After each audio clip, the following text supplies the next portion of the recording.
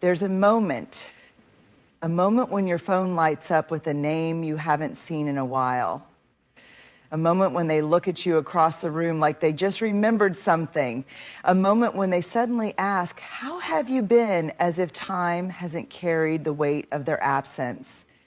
And just like that, you feel it.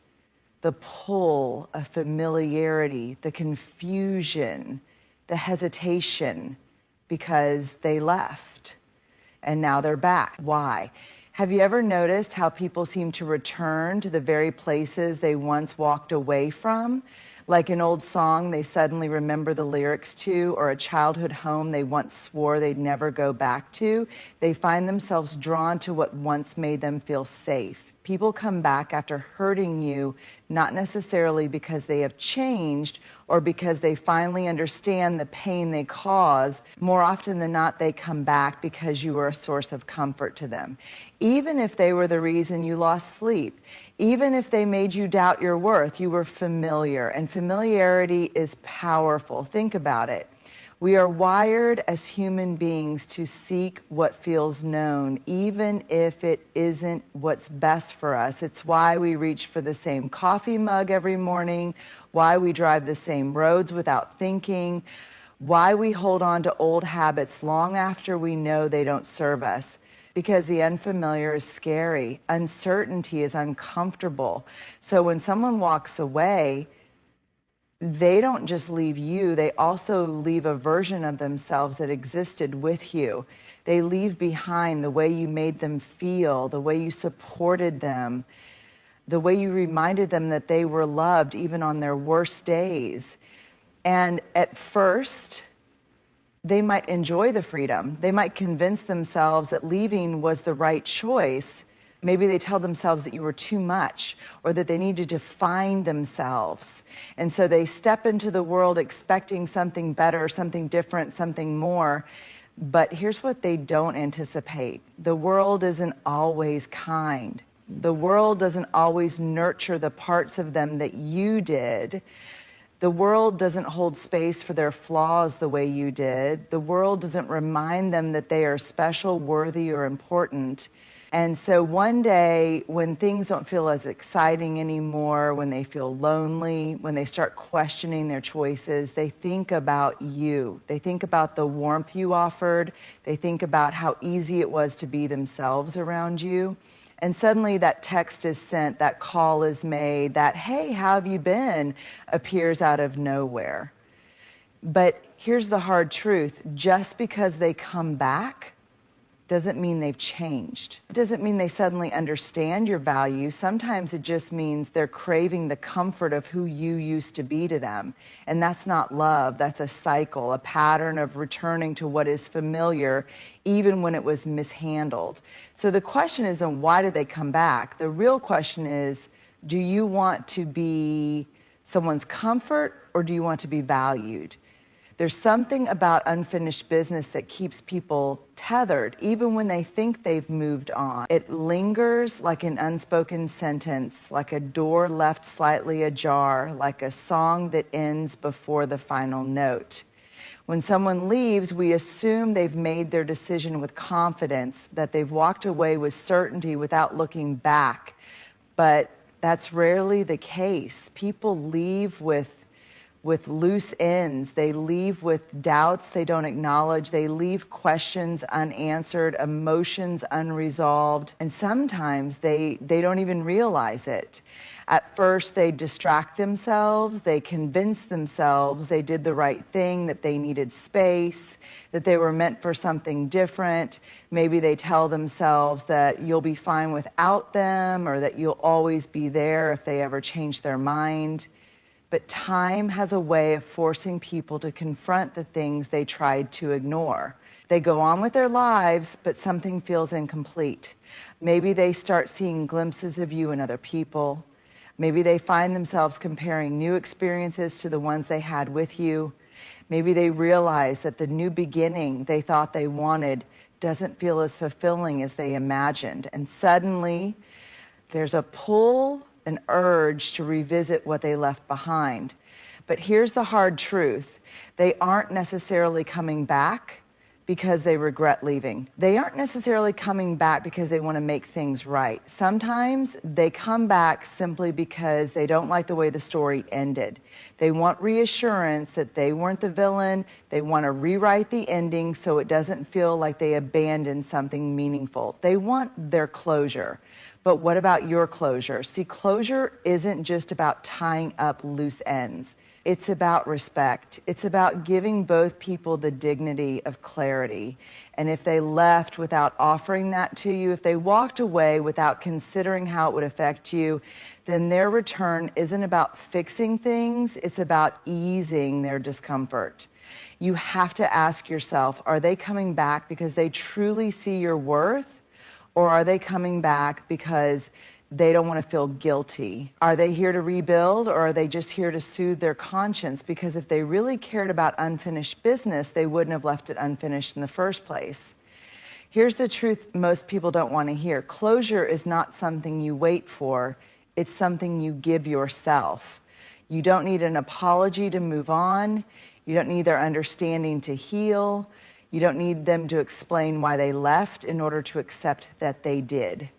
When they come back looking for closure, you have every right to tell them that chapter is closed and you don't get to rewrite it just because you don't like how it ended.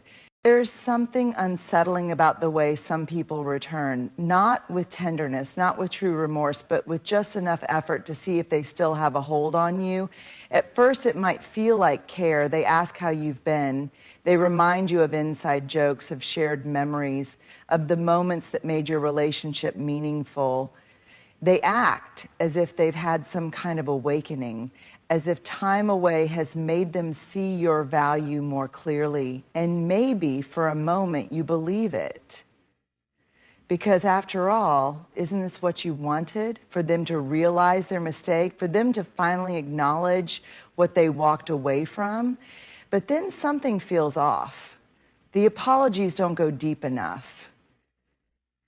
They don't ask how you felt when they left. They don't bring up the pain they caused, or if they do, it's in a way that centers their own emotions. I felt lost, or I was going through a lot. And suddenly you realize they aren't here because they care. They're here to see if they still have access to you. Because that's the thing about control. It doesn't always look like control at first. It doesn't always come in the form of manipulation or demand. Sometimes it comes in the form of nostalgia. Sometimes it comes in the form of small gestures that make you question your own boundaries. But make no mistake, if someone truly cared about you, they wouldn't have treated you like an option. They wouldn't have walked away thinking they could return whenever it was convenient for them. People who care about you don't test your availability. They honor it. They don't disappear when it's hard and return when it's easy. They don't see your love as a revolving door. So how do you tell the difference? Ask yourself these questions. Are they here to heal what was broken, or just to see if they can still walk through the same door they closed? Are they taking responsibility for their actions, or are they making excuses for why they left? Do they respect your boundaries, or do they push them just enough to see if you'll bend? Because people who come back for control don't actually want you, they want to know they can still reach you. They want to know that despite the pain they caused, they still have influence over your emotions. It's not love, it's not regret, it's not growth, it's a test. And you don't have to participate. When someone who hurt you returns, you don't owe them an open door. You don't have to prove anything. You don't have to hand over your peace just to satisfy their curiosity. Let them wonder. Let them feel the absence of you. Let them realize that love is not something they can abandon and reclaim at will, because love is not control. And you are not a lesson they get to relearn when it's convenient for them. There's something powerful about healing, about finally standing in the place you once thought you'd never reach. At first, healing feels impossible, The pain is heavy, the memories are sharp, and the questions feel endless. Why did they leave? Why wasn't I enough? Why did they hurt me if they said they cared? But slowly, day by day, you begin to rebuild. You sit with your pain instead of running from it. You stop romanticizing the past and start seeing it for what it was. You learn to love yourself in ways they never could. And before you know it, the person you were when they left no longer exists. Then, just when you think you've closed that chapter, when you're finally at peace with the fact that they are no longer part of your life, your phone lights up with their name. Hey, how have you been? And suddenly you feel that familiar pull, the rush of emotions you thought were behind you, the temptation to believe that this time will be different, that maybe, just maybe, they've changed. But here's the truth. Your healing is not their permission slip to walk back into your life. They don't get to return just because you've done the work to move on. They don't get to waltz back in because they see you thriving without them. They don't get to benefit from the growth that they were never willing to contribute to, because if they truly cared, they wouldn't have left you to heal alone in the first place. Why do they come back? When people leave, they expect a version of you to stay frozen in time. They assume you'll always be waiting in the same emotional place where they left you. But what they don't realize is that pain changes people. Growth happens in the absence of them. And when they return, what they're really searching for is proof that they still matter to you. They want to see if they still have the same effect on you. They want to know if they can still occupy space in your heart. They want to know if, despite all the pain, they can still come back like nothing happened. But that's not how healing works. Healing isn't about waiting for them to recognize your worth.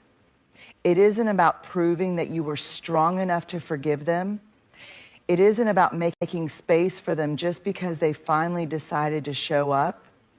Healing is about learning that not everyone deserves a second chance. Just because you've healed doesn't mean they've changed. One of the biggest mistakes people make is assuming that just because they've grown, the other person must have too.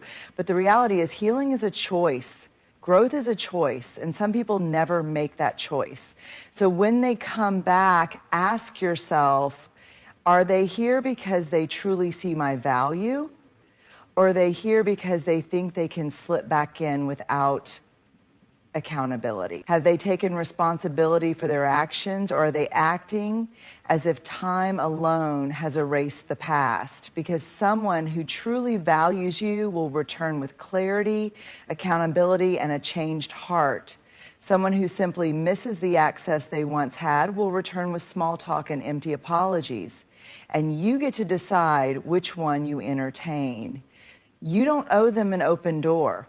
It can be tempting to let them back in, to see where it goes, to test if this time will be different. But you don't have to do that. Your healing isn't an invitation.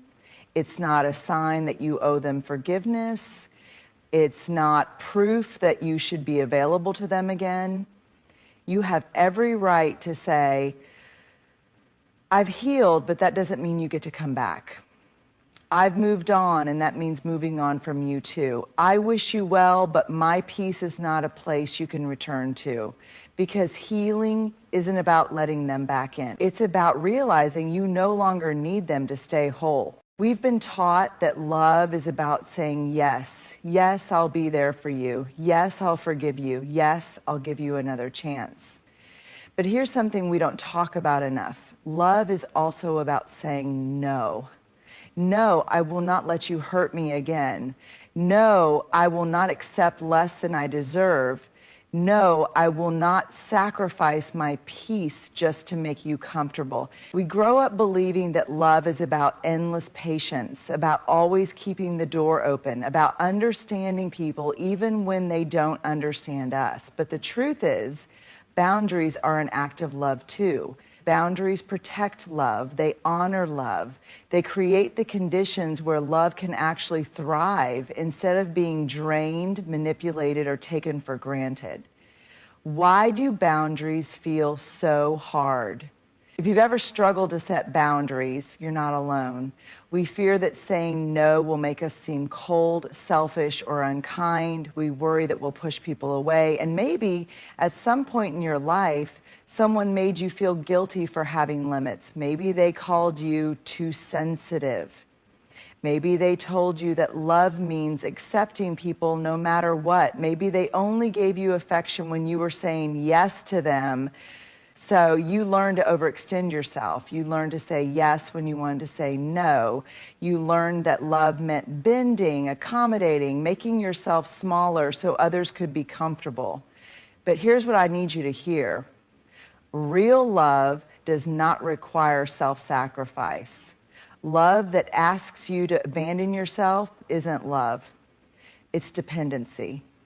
Love that demands your silence isn't love. It's control. Love that only exists when you say yes isn't love, it's convenience.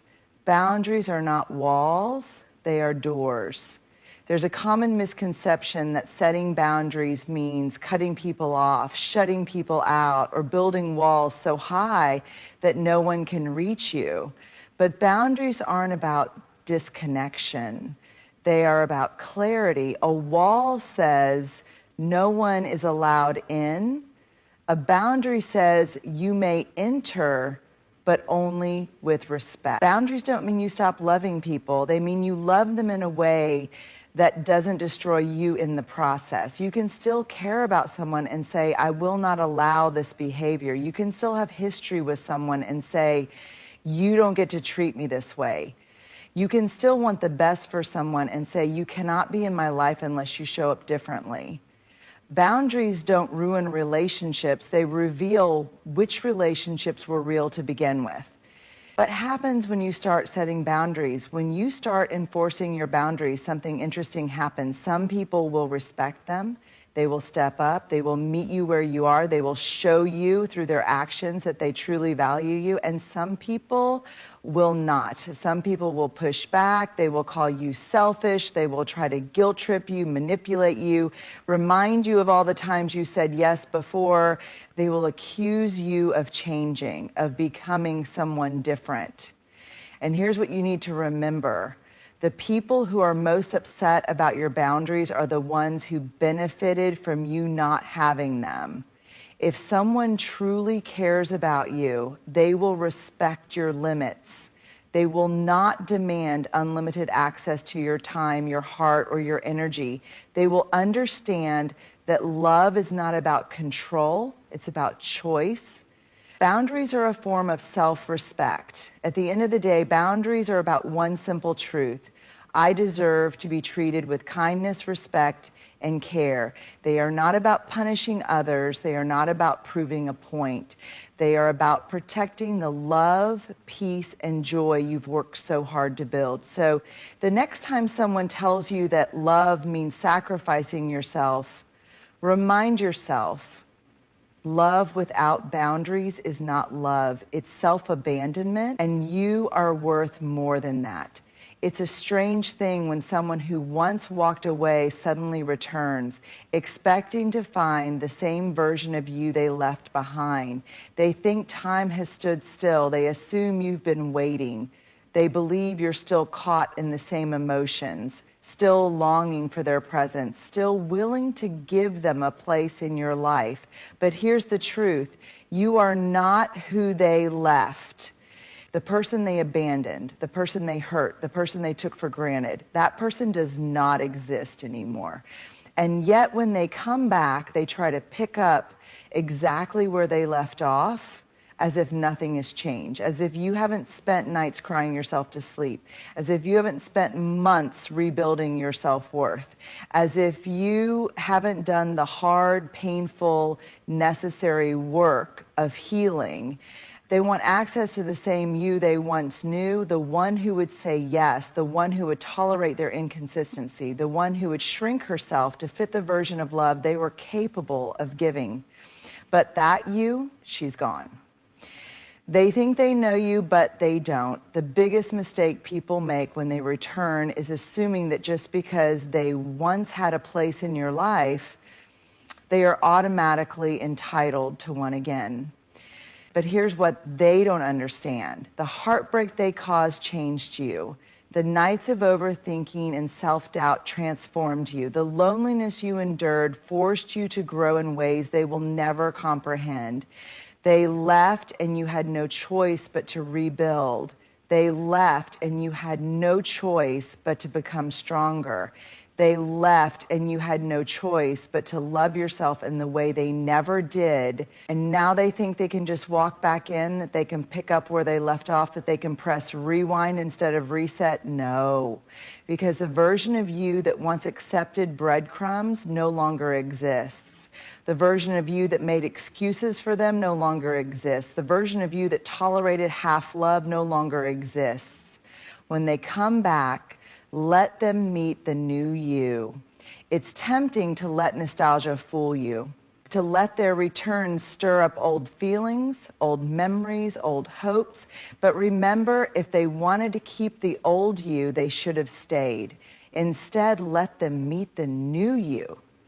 Let them meet the version of you who doesn't settle. Let them meet the version of you who sets boundaries. Let them meet the version of you who understands that love is not about tolerating inconsistency, but about mutual effort, respect, and care. And when they realize that you are no longer the person they thought you were, when they see that you've outgrown them, when they recognize that they no longer have the same access to you, let them sit with that. Let them feel the weight of their choices, because you have evolved, you have healed, you have become someone stronger, wiser, and more whole. And if they can't meet you where you are now, if they can't honor the person you've become, then they don't deserve a place in your life, because you are not who they left, and you never will be again.